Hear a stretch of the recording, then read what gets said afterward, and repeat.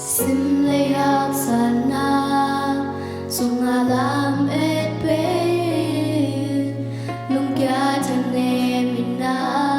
ong seliam to ban bang gel yam chin lung neo khakuni sim lay na na chim tak ta mo lung ai kịp chỉ in ni sim in na hong chim hong kem hong hoài hong xia lo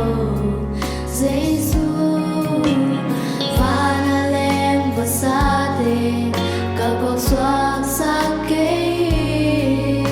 toa te sang in man pha rồi lâu nay ya là toa khắp tu te hàng in lung kia in khắc cun non gen in nun na ngay tàu ba e a din gel na nei cha sa nil la mai no di no mai a buar so na in na ngong na ki khắc cun cun non gen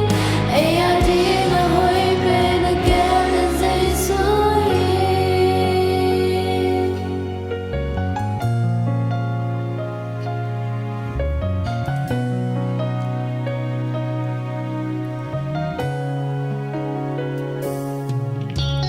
Giêsu khe vùng a lung nộp tôi thầm na ôm hiền hôn doa đến chiên Giêsu xăm lại na văn đi kèm bêu kỳ tung hôn xoa lễ chiên lung nộp tôi thầm ngầm na cũng bia đi nghe na toàn khắp tu te hàng in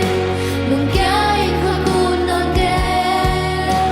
in nun na nei tàu ba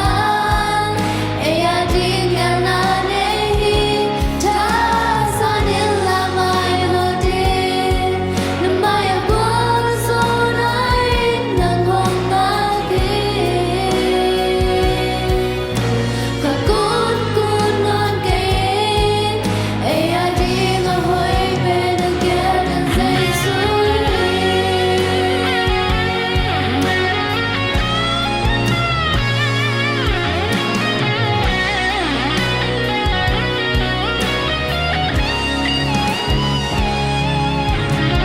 Văn ghi qua kim mi ke bete